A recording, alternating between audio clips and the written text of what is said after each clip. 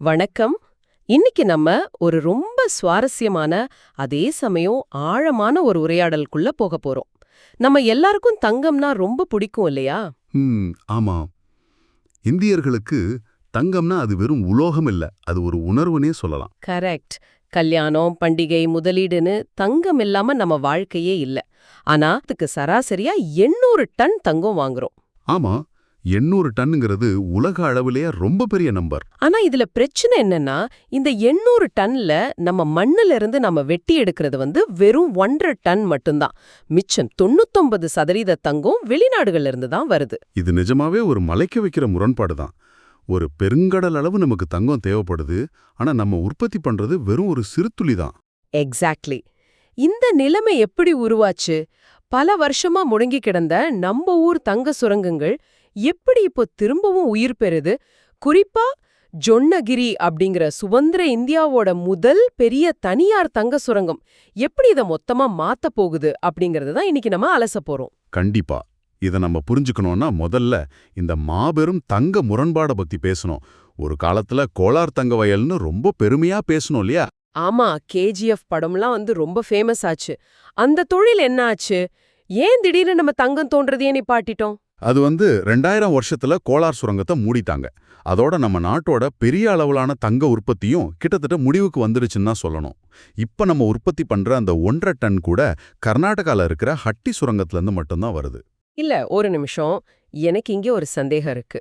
கோலார் சுரங்கத்தை ஏன் மூடுனாங்க? அங்க தங்கம் மொத்தமா தீர்ந்துருச்சா? நிறைய பேர் அப்படிதான் நினைக்கிறாங்க. ஆனா அது உண்மை இல்ல. கோலார்ல தங்கம் முழுமையா தீர்ந்துடல. ஓஹோ, பின்ன வேற என்ன பிரச்சனை? பிரச்சனை என்னன்னா, அந்த சுரங்கம் பூமிக்கடியில சுமார் 3 கிலோமீட்டர் ஆழம் வரைக்கும் போடுச்சு. அவ்வளவு ஆழத்துல வேலை செய்யறது சாதாரண விஷயம் கிடையாது. ஆமா, 3 கிலோமீட்டர்னா ரொம்ப ஆழம்தான். மூச்சு விடுறதே கஷ்டமா இருக்குமே. கரெக்ட். அங்க வெப்பநிலை ரொம்ப அதிகமா இருக்கும். அது மட்டும் இல்லாம நிலத்தடி நீர் உள்ளே கசிஞ்சுக்கிட்டே இருக்கும். அந்த சூழல்ல தொழிலாளர்கள் வேலை செய்யணும்னா கூடுதல் பாதுகாப்பு வசதிகள் தேவைப்பட்டுச்சு. அதனால செலவு அதிகமாயிடுச்சுன்னு சொல்றீங்களா? எக்ஸாக்ட்லி. அன்னைக்கு இருந்த பழைய தொழில்நுட்பங்களை வச்சுக்கிட்டு அவ்வளவு ஆழத்துல இருந்து தங்கத்தை எடுக்கிற செலவு அந்த தங்கத்தோட சந்தை மதிப்போட ரொம்ப அதிகமாயிடுச்சு. ஓ, அதாவது ஒரு கிராம் தங்கம் விக்கிற விலையை விட அதை வெட்டெடுக்கிற செலவு அதிகமாயிடுச்சு. ஆமா.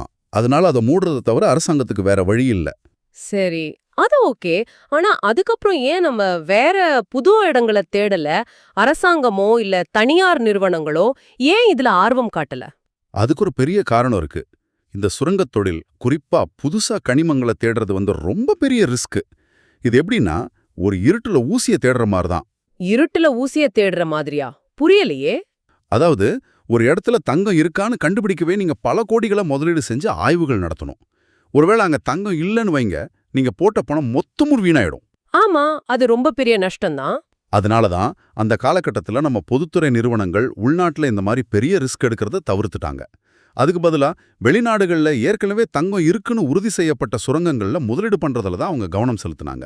சரி, அரசாங்கம் தான் ரிஸ்க் எடுக்கல. தனியார் நிறுவனங்கள் ஏன் வரல? அவங்களுக்கு தங்கம் தோன்றதுல ஆசை இல்லையா என்ன? ஆசை கண்டிப்பா இருந்துச்சு. ஆனா அரசாங்கத்தோட கொள்கைகள் அப்போ அவங்களுக்கு சாதகமா இல்ல.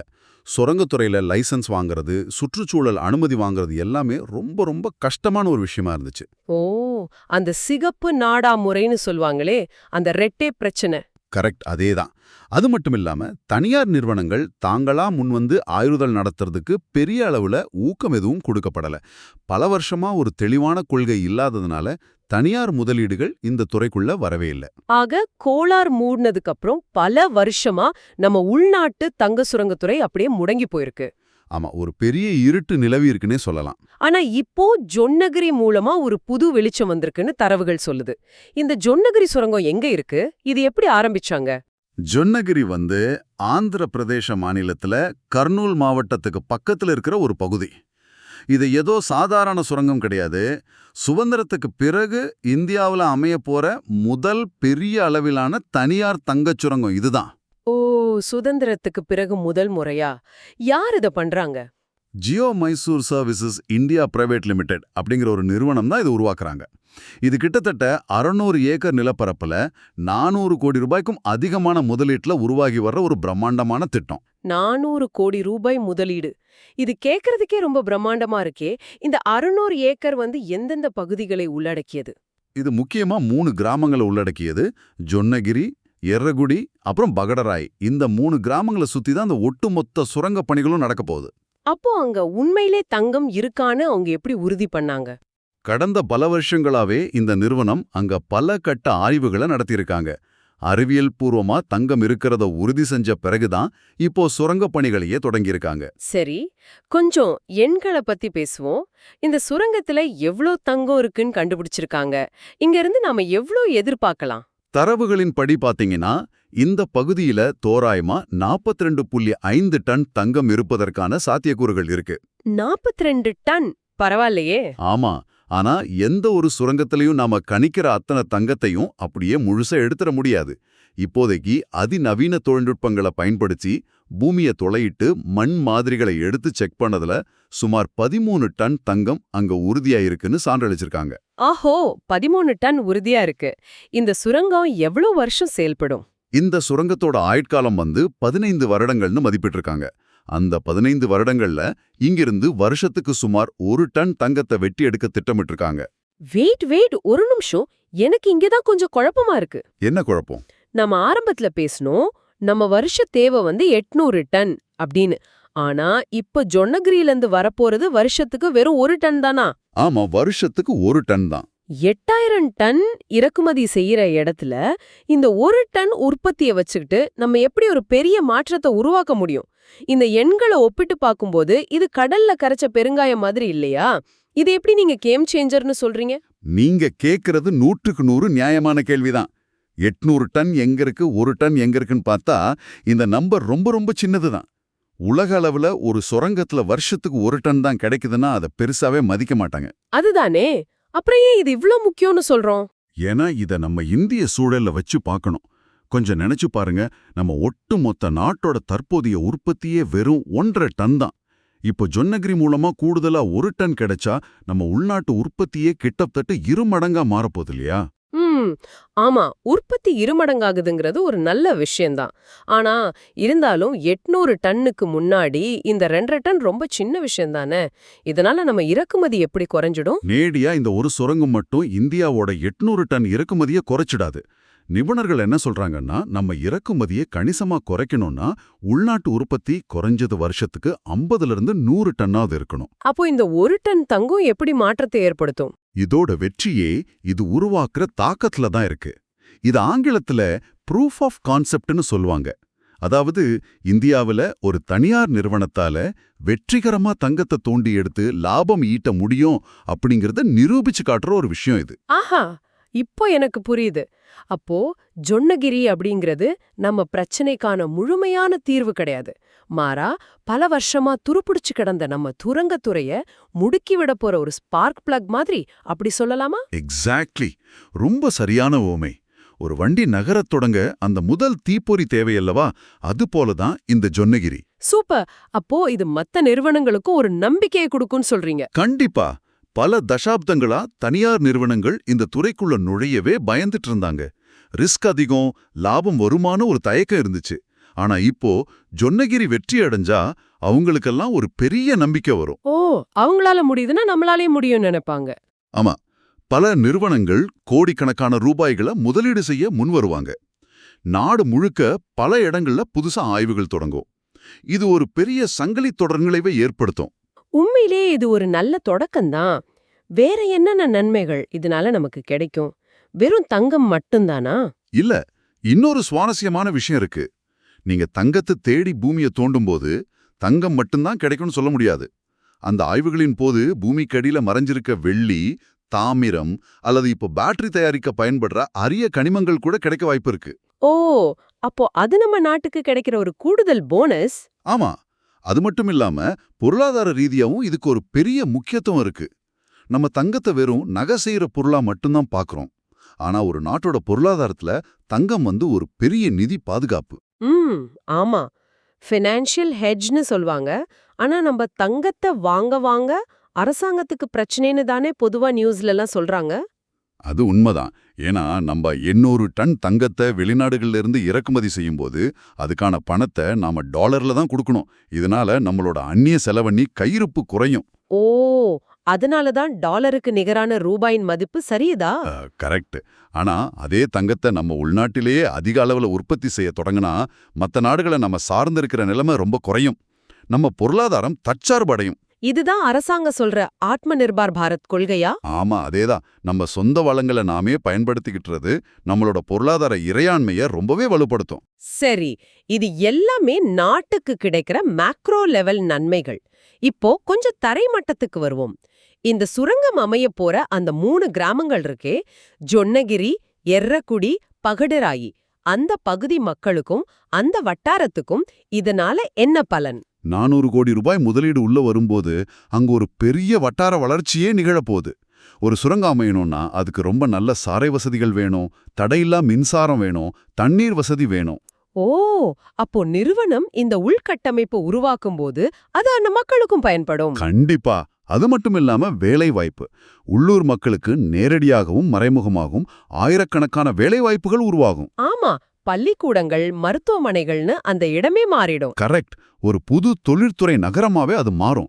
சுருக்கமா சொல்லணும்னா அந்த பகுதி மக்களோட வாழ்வாதாரமே அடுத்த கட்டத்துக்கு முன்னேறும். வேலைவாய்ப்பு, வளர்ச்சி இதெல்லாம் கேக்குறதுக்கு ரொம்ப நல்லா இருக்கு. ஆனா இங்கதான் விஷயம் கொஞ்சம் சிக்கலாகுது. இதுல ஒரு நெகட்டிவ் பக்கமும் இருக்கு இல்லையா? எதை பத்தி கேக்குறீங்க? ஒரு பக்கம் பொருளாதார வளர்ச்சி, வேலைவாய்ப்புன்னு சொல்லி நம்ம இயற்கையே தோன்றோம். மறுபக்கம் இதனால வரக்கூடிய பெரிய சுற்றுச்சூழல் பாதிப்புகள் இருக்கு. நீங்க சொல்றது புரியுது. ஏன்னா பழைய கோலார் சுரங்கத்திலயோ இல்ல வேற சில சுரங்கங்கள்லயோ நடந்த சுற்றுச்சூழல் சீரழிவை நம்ம பார்த்திருக்கோம். ரசாயன கழிவுகள் நிலத்தை பாழாக்குறது, நிலத்தடி நீர் மாசுபடுறதுன்னு நிறைய ஆபத்துகள் இருக்கு. ஒரு தங்க வேட்டையையும் சுற்றுச்சூழல் பாதுகாப்பையும் நாம எப்படி சமநிலைப்படுத்துவது? இது ரொம்ப கூர்மையான முக்கியமான ஒரு கேள்வி. சுரங்கத் தொழில்னாலே அது இயற்கைக்கு எதிரான ஒரு செயல்பாடுன்னு தான் பலரும் பார்க்கறாங்க. ஆனா 50 வருஷத்துக்கு முன்னாடி இருந்த நிலைமை வேற. அப்போ லாபம் மட்டுமே குறியா இருந்துச்சு. ஆமா, அப்போ சுற்றுச்சூழல் பத்தி பெரிய விழிப்புணர்வு இல்ல. ஆனா இன்னைக்கு நாம கட்டாயமா சுற்றுச்சூழல் சார்ந்த நிலையான சுரங்க நடைமுறைகளை நோக்கி நகர்ந்தாகணும். சஸ்டைனபிள் மைனிங்னு சொல்லுவாங்க. இன்னைக்கு அரசாங்கத்தோட விதிமுறைகளும் ரொம்ப கடுமையா இருக்கு. அதாவது முன்னாடி மாதிரி கண்டபடி ரசாயனங்களை பயன்படுத்த முடியாதா? கண்டிப்பா முடியாது. முன்னாடி தங்கம் பிரித்தெடுக்க பாதரசம், சயனைடு மாதிரி கடுமையான ரசாயனங்களை அதிக அளவுல பயன்படுத்தி அந்த கழிவுகளை அப்படியே திறந்த வெளியில விட்டாங்க. ஆனா இப்போ அதிநவீன தொழில்நுட்பங்கள் வந்திருக்கு. ஓஹோ, என்ன மாதிரியான தொழில்நுட்பங்கள்? அது எப்படி சுற்றுச்சூழலை பாதுகாக்கும்? உதாரணத்துக்கு பாத்தீங்கன்னா, தங்கம் பிரித்தெடுத்த பிறகு வெளியேற கழிவு நீரை பல கட்டங்களா சுத்திகரிச்சு மறுபடியும் சுரங்க பணிகளுக்கே பயன்படுத்துற தொழில்நுட்பம் இப்போ இருக்கு. அப்போ அந்த நீர் வெளியே போய் விவசாய நிலங்களையோ இல்ல நிலத்தடி நீரையோ பாதிக்காது. கரெக்ட். பெருமளவு இது தடுக்கப்படுது. அது மட்டும் இல்லாம சுரங்கம் தோண்டினதுக்கு அப்புறம் அந்த நிலத்தை அப்படியே பெரிய பள்ளமா விட்டுட்டு போக முடியாது. அப்புறம் என்ன பண்ணுவாங்க? அது எப்படி சரி பண்ணுவாங்க? மறுபடியும் மண்ணால மூடி மரங்களை நட்டு அந்த நிலத்தை பழையபடி இயற்கையான நிலைக்கு திருப்பி கொடுக்கிற திட்டங்களும் இந்த ஒப்பந்தங்கள்லயே சேர்க்கப்படுது. லாபத்தை மட்டுமே பார்க்காம குறைந்தபட்ச சுற்றுச்சூழல் பாதிப்போட சுரங்கத்தை நடத்துறதுதான் இன்னைக்கு இருக்கிற நவீன தொழில்நுட்பத்தோட வெற்றி. இதுல தனியார் நிறுவனங்களோட பொறுப்புணர்வும் அரசாங்கத்தோட தொடர்ச்சியான கண்காணிப்பும் ரொம்ப ரொம்ப முக்கியம். கண்டிப்பா அது இல்லாம இதை சரியா பண்ண முடியாது. சரி, தொழில்நுட்பம் இருந்தாலும் அதை கண்காணிக்கிறது அரசாங்கத்தோட கையில தானே? இப்போ முடங்கி கிடக்கிற இந்த துறைய முழுமையா உயிர்ப்பிக்க நாம வேற என்னென்ன சவால்களை எதிர்கொள்ள வேண்டியிருக்கும்? ஜொன்னகிரி ஒரு நல்ல ஆரம்பம்தான். ஆனா இது நாடு முழுக்க பரவணும்னா முதலாவதா ரொம்ப தெளிவான கொள்கை சீர்திருத்தங்கள் தேவை. தனியார் முதலீட்டாளர்கள் உள்ள வரணும்னா அவங்களுக்கு ஒரு பாதுகாப்பு உணர்வு வேணும். அதாவது லைசென்ஸ் வாங்குற முறைகளை இன்னும் எளிமைப்படுத்தணும், அதானே? ஆமா. இரண்டாவதா நவீன தொழில்நுட்பங்களை உள்ள கொண்டு வரணும். பல வளர்ந்த நாடுகள் இப்போ சேட்டலைட் இமேஜிங் மூலமாவும் ட்ரோன்கள் மூலமாவும் பூமிக்கு அடியில் இருக்கிற கனிமங்களை ரொம்ப துல்லியமா கண்டுபிடிக்கிறாங்க. அந்த அளவுக்கு டெக்னாலஜி வந்துருச்சா? ஆனா இதுக்கு ரொம்ப செலவாகுமே. அதுதான் விஷயம். அந்த அளவிலான அதிநவீன தொழில்நுட்பங்கள் இந்தியாவுக்குள்ள வரணும்னா கோடிக்கணக்கான ரூபாய் முதலீடு தேவை. அந்த முதலீட்டை கொண்டு வர வெளிநாட்டு நிறுவனங்களோடும் பெரிய தனியார் நிறுவனங்களோடும் கூட்டாண்மை அமைக்கிறது ரொம்ப அவசியமான ஒரு விஷயம். கண்டிப்பா. ஆக 800 டன் நுகர்வுக்கும் 1.5 டன் உற்பத்திக்கும் இடையிலான இந்த முரண்பாட்டுல ஆரம்பிச்சு ஒரு நீண்ட இடைவேளைக்கு பிறகு ஜொன்னகிரி அப்படிங்கிற ஒரு சுரங்கம் எப்படி ஒரு புது நம்பிக்கையை விதைச்சிருக்குன்னு நம்ம ரொம்ப விரிவாவே பார்த்துட்டோம். ஆமா, இது நிச்சயமா வெறும் 1 டன் தங்கத்தோட கதை கிடையாது. பல வருஷமா தூங்கிட்டு இருந்த நம்ம ஒட்டுமொத்த சுரங்கத்துறையோட மறுமலர்ச்சி கதைன்னு இதை சொல்லலாம். இப்போ இத கேட்டுட்டு இருக்கிற நீங்க யோசிக்கலாம், இது எங்கேயோ ஆந்திரால நடக்கிற ஒரு சுரங்க வேலை, தினமும் காலையில எழுந்து வேலைக்கு போயிட்டு வர்ற எனக்கும் இதுக்கும் என்ன சம்பந்தம்னு நீங்க நினைக்கலாம். ஆனா பெரிய சம்பந்தம் இருக்கு. ஆமா, மறைமுகமா நம்ம எல்லாரோட வாழ்க்கையிலயும் இத தாக்கத்தை ஏற்படுத்தும். எப்படின்னா, நம்ம நாடு தங்கத்தை இறக்குமதி செய்ய ஒவ்வொரு நாளும் பல கோடி டாலர்களை வெளிநாடுகளுக்கு கொடுத்துட்டு இருக்கு.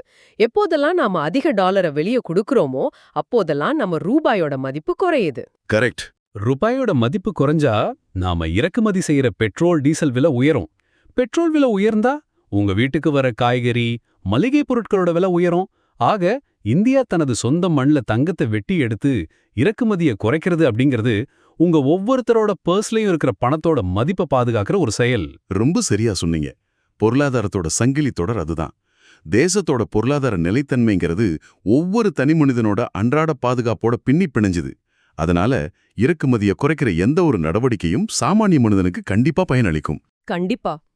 இந்த ஆழமான உரையாடலை நிறைவு செய்யறதுக்கு முன்னாடி உங்ககிட்ட ஒரு ஆழமான கேள்வியை முன்வைக்க விரும்புறேன்.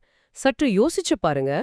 பல வருஷமா இறந்துடுச்சு, இனி மீளவே மீளாதுன்னு நாம நினைச்ச ஒரு துறைய சரியான கொள்கைகளும் ஒரு தனியார் முதலீடும் திரும்ப உயிர்ப்பிக்க முடியும்னா, நாம இன்னும் தேடாத, நமக்கு தெரியாத இன்னும் என்னென்ன விலைமதிப்பற்ற வளங்கள் சரியான தொழில்நுட்பத்துக்காகவும் நம்ம கவனத்துக்காகவும் காத்துக்கிட்டு நம்ம கால்களுக்கு கீழே அமைதியா உறங்கிட்டு இருக்கோம். ரொம்ப ஆழமான ஒரு சிந்தனை இது. சற்றே சிந்திச்சு பாருங்க. இந்த சிந்தனையோட நம்ம இன்றைய அலசலை நிறைவு செய்வோம். நன்றி.